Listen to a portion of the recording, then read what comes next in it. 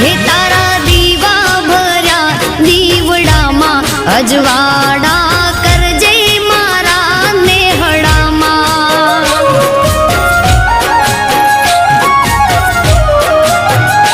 હો સાચો મારો પંથ ને તું સાચી મારી શક્તિ, સદા સંગાથે રેજે કરું તારી ભક્તિ.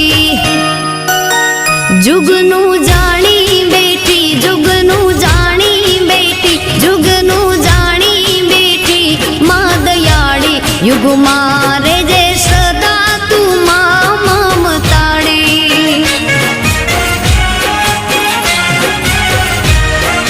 માં